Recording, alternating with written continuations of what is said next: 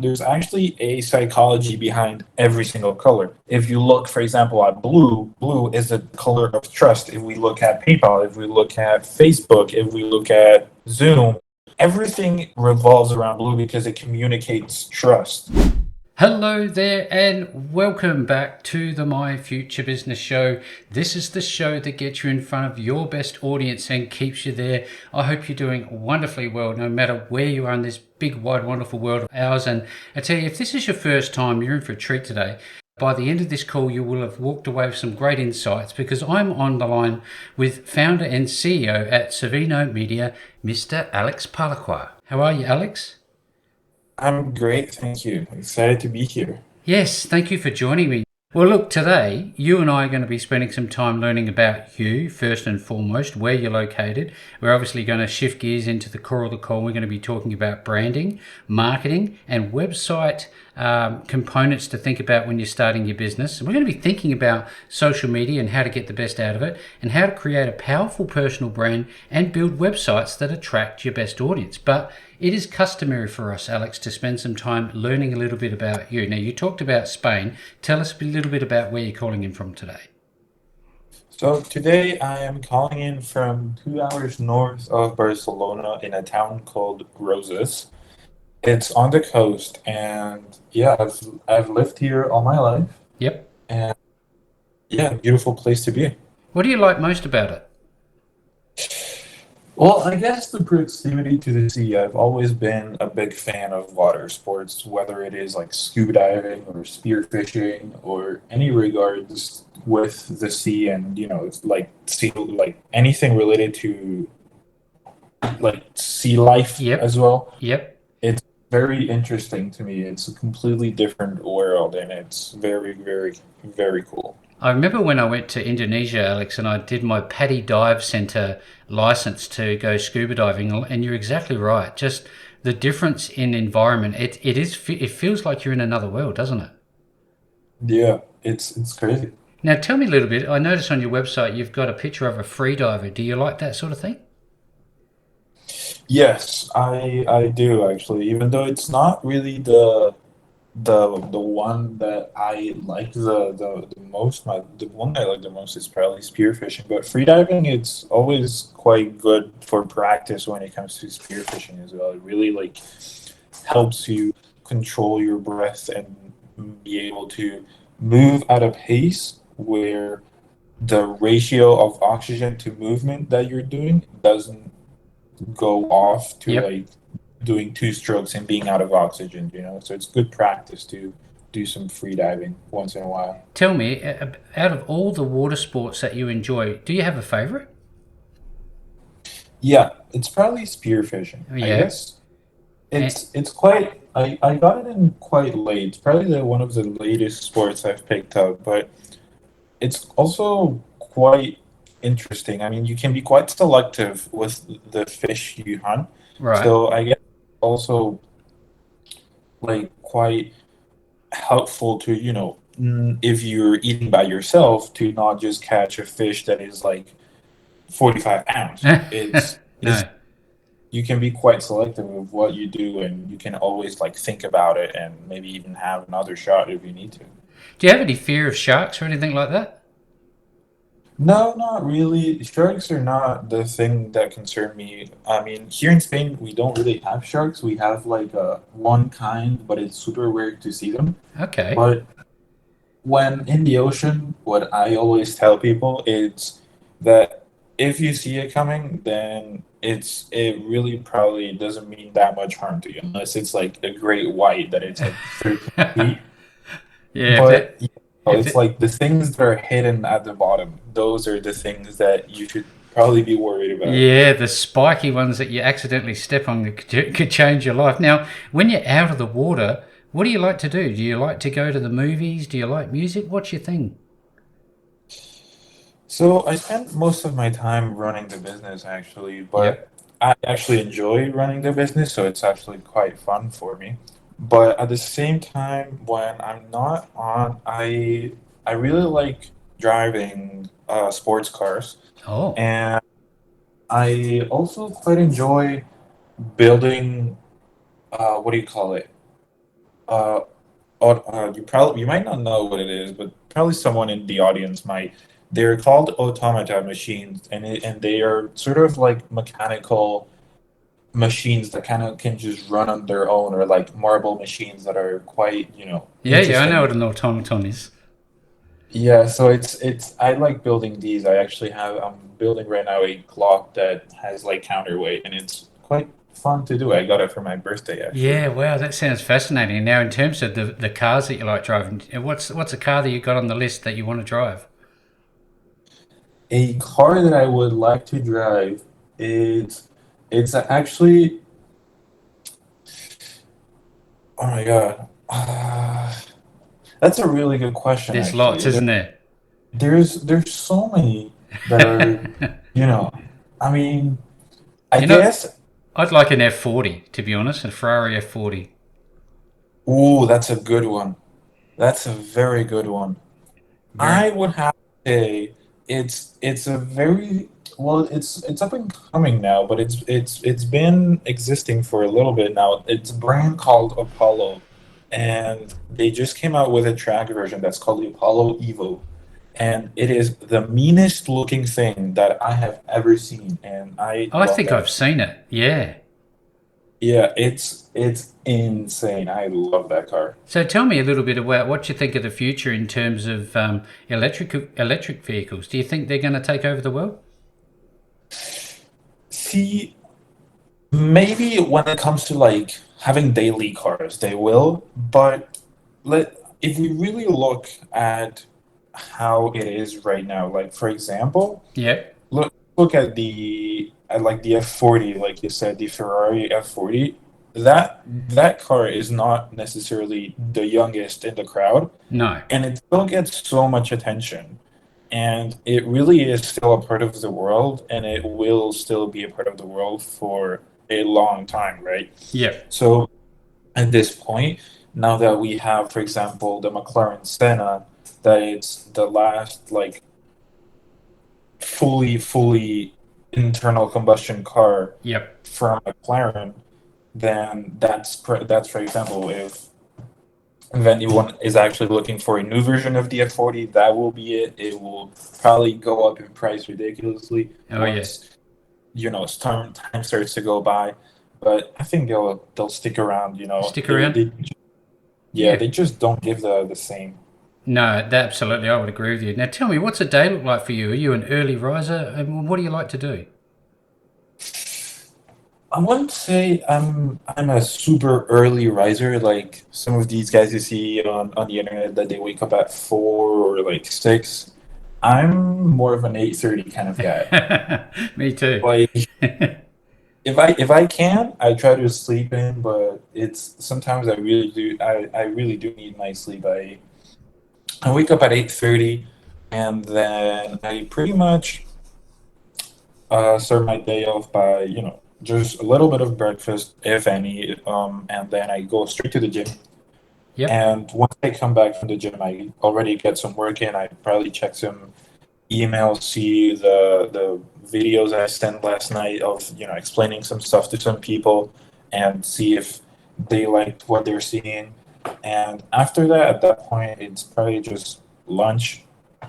And in the afternoon, right now, it's kind of different than usual because I'm getting my driver's license here, so Yep. it's taking up a little bit of my time, but it would usually be from like 2 to like 4:30 I get some extra work in, Yep. and from 4:30 to 6:30 I go to the driving school, get some tests done because it's You've got actually a quite hard. logbook and things like that to do? Sorry? Do you have a logbook and things like that to do as part of your tests? Um I used to. I finished the logbook and now Yep. it's just tests. And then after 6:30, I come home. I do some extra work, probably some cold outreach, and beyond that, it's really just finishing up with the day at 8:39, and then I get some dinner in and There you go. come off. Fantastic feedback. Thank you for sharing. Now, you talked about mentors earlier on. Tell me a little bit about how important it is for you to have mentors. Yeah. So my mentor, he is great. I find him to be quite funny. He he has a brand that is the same that as I do. He does web design and he does SMMA and all of these things. And I really found it to be quite helpful because it helps you in terms of knowing what to do. Yep. Because sometimes you hit a point where you're like, maybe you're trying to reinvest some money into the business, but you don't know if one thing will work or the other one will. So a good thing to do is to just ask him, you know? Yeah. I mean, I had a problem one time where I didn't know how to invest X amount of money, and I was like, maybe should it be someone to pay someone to do cold calling or something to do something else, someone to do something else. Mm. So at this point, I just asked him, and then he helped me solve that issue, and it just goes all around, whether it is how to invest something or just some basic ideas on how to pitch an idea to somebody. Does he talk to you about having like downtime or relaxation time away from the business? Does he mentor you in that sort of space? We've actually never really talked about it, Mm. but if I asked him, he probably would. I know he's a big time biker. He really likes road biking, Oh yeah. but yeah, like he is quite the interesting person, and he also likes cars. So it's someone who I quite resonate with. Yeah, great. When I was first looking over your information that was forwarded to me, what I noticed is that at your age you have such a great strength about you, about a drive that is uncommon. Not, I wouldn't say uncommon, but not as common as I'd like to think it was.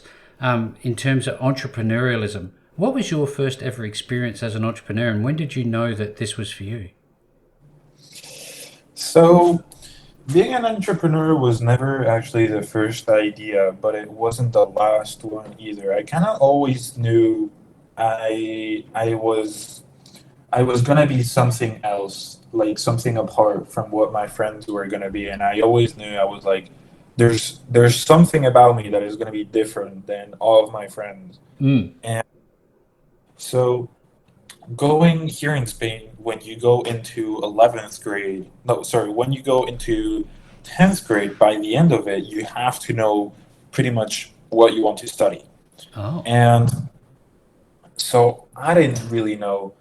So what I did is I went to study abroad. I did 3 years in Canada, and that really not only did it help me see that, for example, being an entrepreneur should be what I wanted to give a shot, what I wanted to give a shot at, but also that it gave me like a mental maturity that people my age might not have. Mm. So at this point, I was like, okay, so right now we're in grade 11 and grade 12 at the very start of grade 12. And my parents were bombing me with questions of what are you going to study next year? We have to get ready for like university applications or Mm. like, things for further education. And so I started doing copywriting in September, and later on, about December at the end of the year, I saw that really SMMA and web design was going to be more of a thing to me. Yep. So then that's how Cervino Media started, and really it's been going from there up to now, really. And in February, my parents came to visit me in Canada, and I was like, look, give me 1 year. I'm not gonna like slouch around. I'm actually gonna be trying to make a living out of everything in life, like out of what I'm doing. And I want to prove to you that, university is not really the main thing that I want to do right now. Like I'm not even that good at high school. I Mm. like Mm. I barely passed high school, but I know I'm much better at other things that are not related to university. So give me a year. Just Yep. let me give a fair shot to being an entrepreneur. Yeah, that's wonderful. That's a great story, And you got to keep in mind, I think, Alex, and anybody who's listening to the call today, that many of the greatest names and yeah that you can think of the largest organizations had some sort of barrier to success. It could have been dyslexia, it could have been poor grades, they couldn't read, whatever it was, and they overcame those challenges. So, in that regard, how important for you is it to have a positive mindset and to stick with your goals to do what you want to do, Alex? Oh my God, let me tell you, it's everything. How Mm. you think will make the journey either super short or very long. For example, I'm quite a positive thinker. Like I am something that in Spanish we call tosudo, and it means that even if it's a dumb idea or a dumb thing, you still want it. Like you're super persistent. And my mom always said that I'm very much like that. If I want something, there will be nothing that will stop me from accomplishing it. Yep. So it really like if I start something, I have to finish it. And right now, the thing is that I really want to like grow the business, Yep. and I really want it to be something big. So it's like what is in my mind. But at the same time, for example, my mom or my parents are super negative people. They like they really do not see life how I see it, and Mm. it's the positive thinking has helped me go through a lot of things that many people should have asked. Well, I also asked myself, like, is this really going to work out? Like, there's nothing really going on right now. Like, maybe I should quit. Maybe I should like stop doing it for a while, or like, Mm. maybe I should put it aside. But I was like, no, like, I need to keep going because, like, I know this is what happens to everyone. It happens to all of us, and this is what heart feels like. Yeah, So. absolutely. Just I have to give you credit for sticking to your goals, and because at the end of the day, Alex, I don't think your parents will ever have the vision that you have. And for anybody who's young and has an entrepreneurial streak through them, that they really just are burning to do something, this is why the My Future Business Show is exactly called that. It's about your future. It's about the path that you're taking. Now, out of all the things that we're going to be talking about, just so give it a bit of a segue, Alex, what do you think is the one thing you do the best in business? the one thing I do the best in business. Well, I would say one of two, but I really leave that up to interpretation, to Yep. be honest, because it really depends on, for example, like client factor, whether they're happy or not. But I would say web design or like Mm. web like creation, but also social media is quite my thing. Like I understand the audience much better than some people might think. But yeah, I guess Social actually media. I'll check it out. Definitely social media actually. Well, that's interesting because, I was reading through all of your information about social media, and I'd love to learn a little bit about what you think is in store for social media. You've had the likes of Facebook not that long ago reintroduce themselves as a wider organization called Meta. What do you think is going to happen in terms of AI and all these things, and what's the social media landscape going to look like in the future, do you think? So I think social media will be and pretty much already is the biggest advertising platform there can be. Like you always see these things like for example if you're driving down the road, you see like for example either screens or like these super big images with advertisements or like for example on TV. But really at the end of the day, the thing that will get the most attention is social media. Like you can make it really like big when it comes to the brand and how many people you hit Mm. with an ad on social media. Like everyone has social media. Everyone has, whether they are 10 years old or whether they are 60. Like at this point, there's so many age ranges, and even though I just said like completely polar ages, maybe there's not everyone who's 10 has it, but No, we're coming but I to a get point. that the majority do. Yeah, like it really will come down to like what you do with your social media because the capabilities are so big. Like everyone in the future, everyone will have social media. Like everyone. Now, I noticed something about you in terms of personal branding. You've touched on branding already, Alex, and I'd love to talk a little bit about that a little more.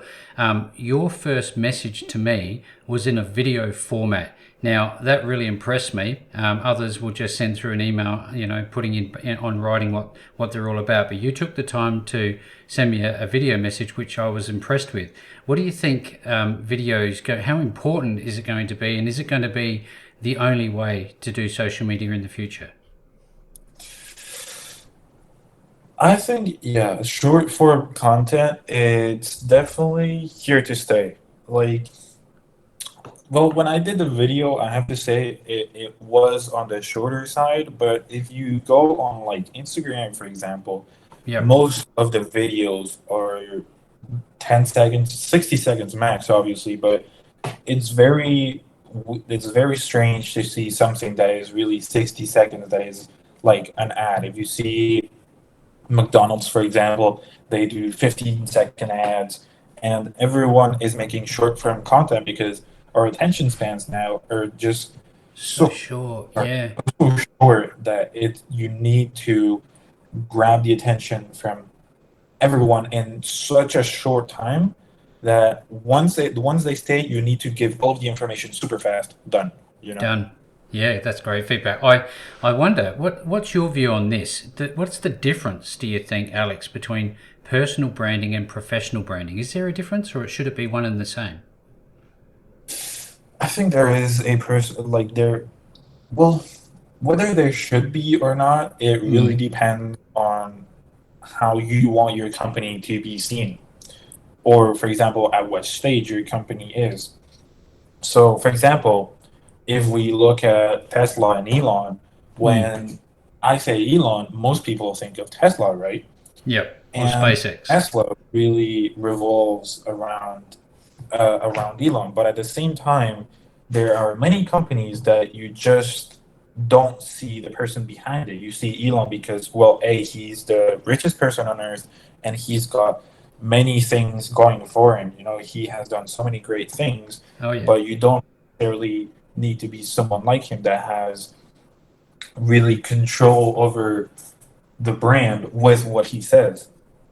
So at this point, what I would advise people is like, would you, if you could be Elon Musk to all degrees, you know, like, would you be someone who, with a sentence, can change the price of their own stock, you know? Yeah. Pretty powerful. Yeah, exactly. And so if they don't, that's also completely understandable. I mean, if we look at most brands today, that's pretty much how it rolls. For example, if we look at Zara, for example, like the clothing brand, Yep. you you see just the brand, even though, well, here in Spain, the owner is quite famous. He is the owner of Zara. He's Spanish, but outside of the outside of Spain, he really is just, you know, just another billionaire, but you don't really think of him when someone says Zara. He's got his own kind of personal brand to some degree because most people know him because of Zara, but at the Yeah. same time, it doesn't revolve that much around him like Tesla does with Elon. Yeah, that's great feedback. Such great feedback. Thank you so much. Now, tell me, and back onto social media for a moment, Alex. What's your favorite? Do you have a favorite social media platform? For business, I Well, would say personally and for business, yeah. personally, I'd say Instagram. I like Instagram or like or X, which is Twitter, Yep. you know. But yeah, to be honest, for Facebook, if it's personal, I'm not really that much of a fan, but I found it to be very powerful for business. That's excellent feedback again. Thanks again. You are on LinkedIn as well. Should every Yeah. business owner have a LinkedIn account? Yeah, well, I just got on it like 3 weeks ago, pretty much. A little bit less, no, actually, a little bit more than 3 weeks ago, because when I was doing a selection process for my mentor, I would always ask everyone that I interviewed, I would be like, what do you think the biggest lead source is for you, and what do you find it to be the most effective? And everyone except the mentor that I have now said LinkedIn. So I was Yeah. like, well, even if I'm not looking to have my biggest leads, or like most of my leads come from LinkedIn, I guess I should probably, make a little account and just have it there and post every now and then. I check it a couple times a week, but it's really, I just have it so it's just there and people can just see a little bit of who I am, you know? Yeah. Fantastic. Bit like a calling card. Exactly. Yeah, Yeah. it's not there to, get massive attention.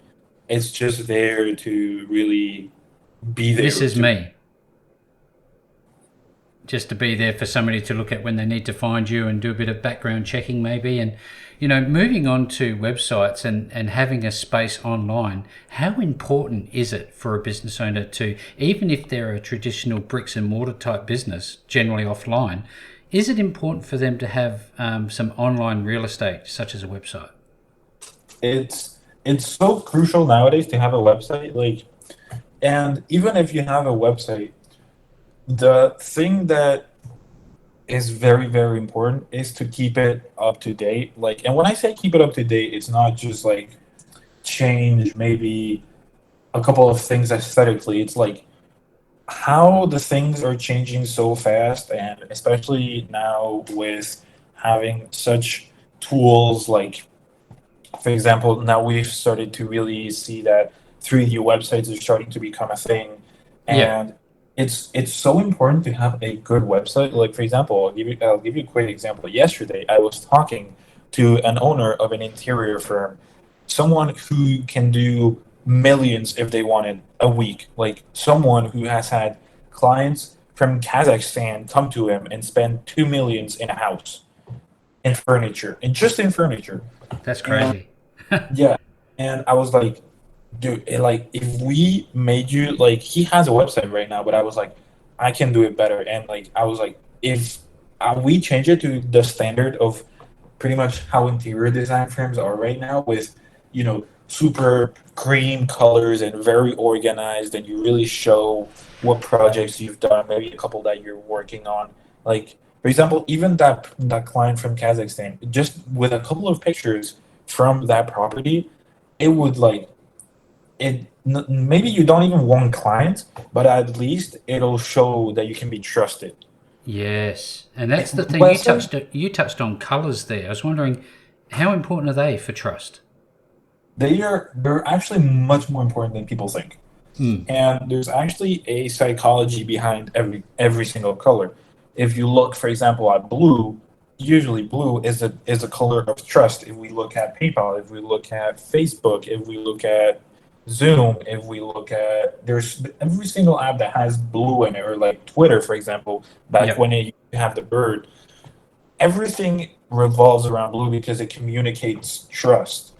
And off the top of my head, I'm not gonna lie, I don't actually know other colors and what they exactly mean, but every single one gives off a certain emotion or a certain vibe Response. that really Yeah. people think, and it really puts your website on what you want it to be and how you want it to be seen.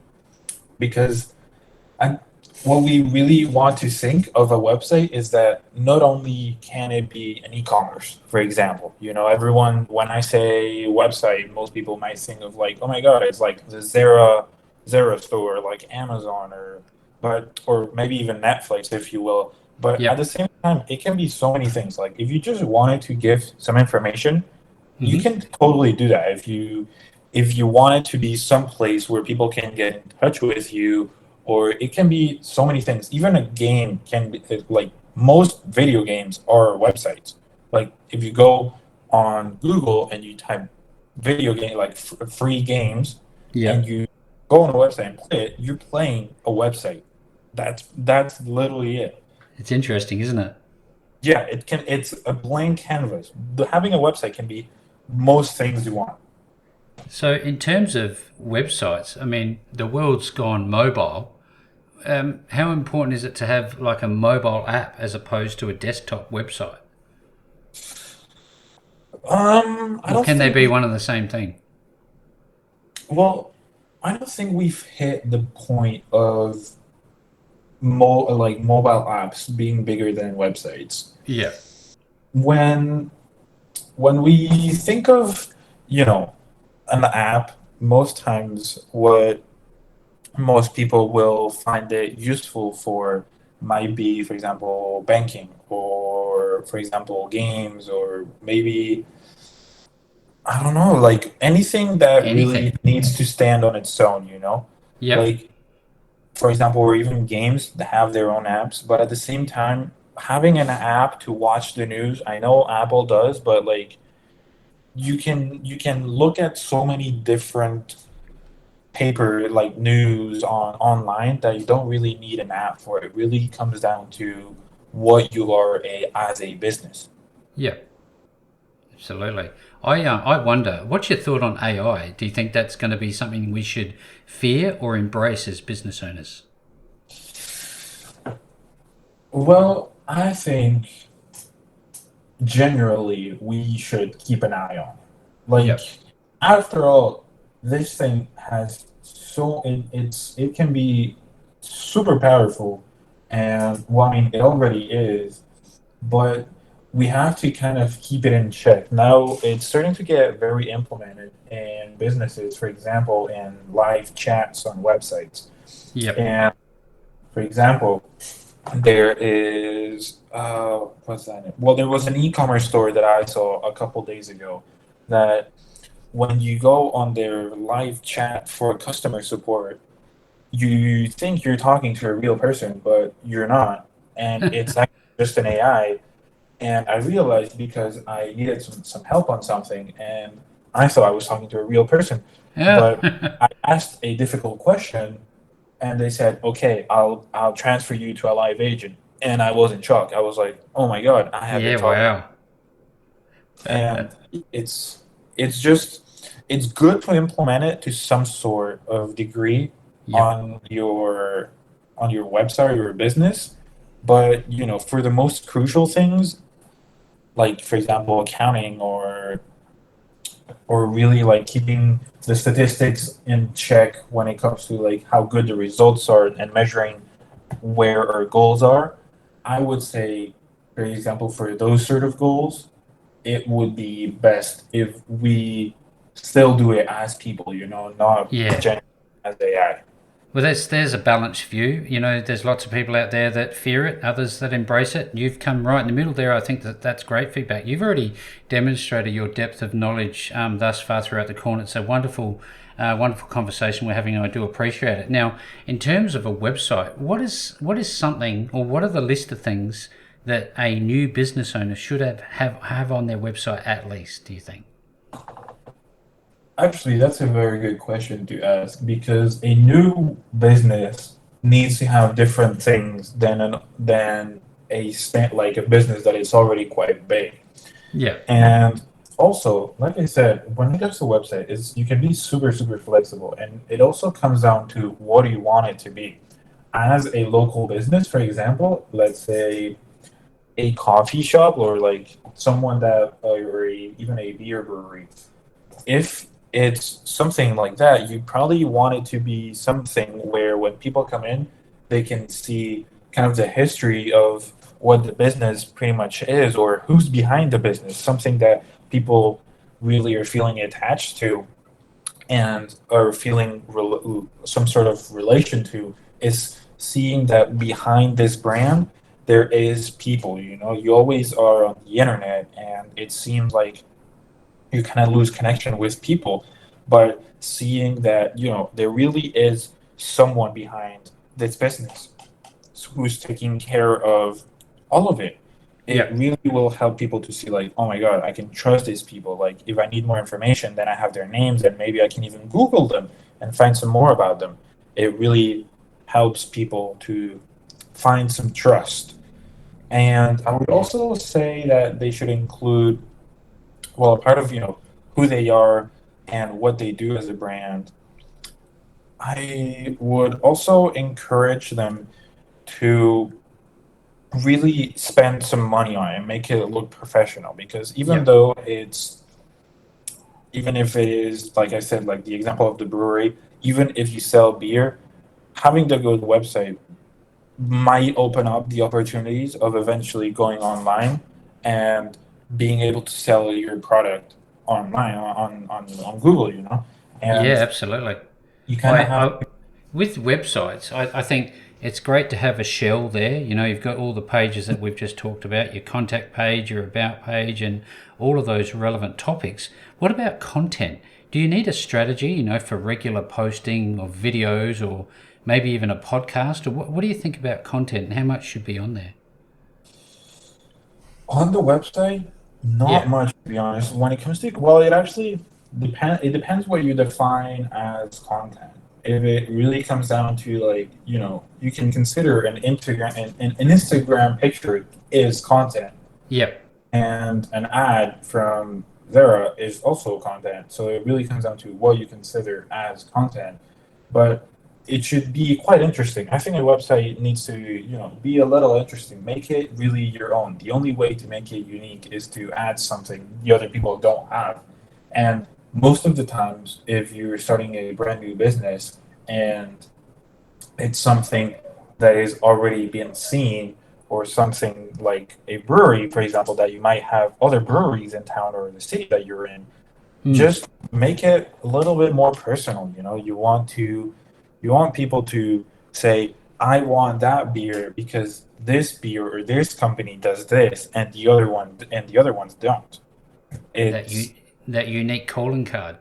Yeah, that, and it can come down to content. Like, it can be the way you do content or the way you advertise can be that tipping point for people to be like, okay, sure, I'll just choose them because I find them to be quite funny. And the way they make content, when I see their ads, I laugh. Yeah. That could be a good enough reason for someone. Yeah, absolutely. I'm absolutely loving the feedback you're providing today. Now, when somebody wants to connect with you and they want to work with you, do you have an onboarding process? How do you meet a business owner where they are today and how do you determine what they need? So the first onboarding call, I really want to meet the person. Like, it's always things about business, but I want to know who I'm working with. I want to see, first of all, if we are a good fit to work together. Yep. Because if you're just not that nice to me, or for example, payments get delayed, or you're always giving me trouble, then I'm not gonna want to work with you. But Nobody if you're wants that, do someone they? Yeah, it's not that great. If you want, if it's someone that it's actually nice to them, you can talk with them. They're always available. Well, not when I say always available, not for like a Zoom talk, but if you send Yep. them a message, you get a reply within a couple of hours, and they keep in touch with you. You can have a genuine relation, even if it's like a one-off type of thing. You Yep. can still keep in touch with them, and you're like their designer and their social media person. So what I try to do for the first call is kind of vet them and see who they are, where the business is at, and what their goals are.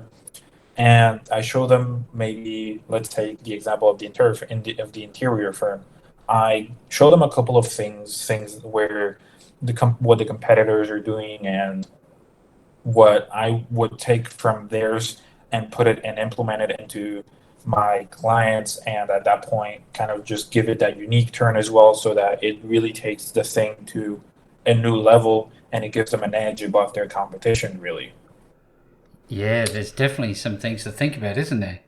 Yeah, there's so many things that it changes also in between services. Like, the same you it's quite different to see someone who wants a website than it is for someone who wants their social media, because it there's a little bit more and on like on the line when it comes down to social media, because one piece of content, if it does really good but that content is not great, then it gives off an image that you don't want. But the website is just always the same, you know? Yeah, So it's it's static. more of a one-off that you can just give off. Yeah, look, this is again one of these calls where we can only really just touch the surface, Alex, and I've really enjoyed it. Now, given that we're at the pointy end of the call, from here, where do people go to find you? We know you've got a LinkedIn page, but where can they touch base with you? Yeah, so if people want to get in touch with me, they can send an email to me at alex@cervinomedia.com. So you spell Cervino with Cervino media. And if not, then we have our social media pages, which are Cervino Media all around. And you can check out our website, which is cervinomedia.com, and then you can schedule a meeting. But if not, if you just want to talk to me and even schedule a meeting just through email, just get in touch with me, and I'll be in touch with you.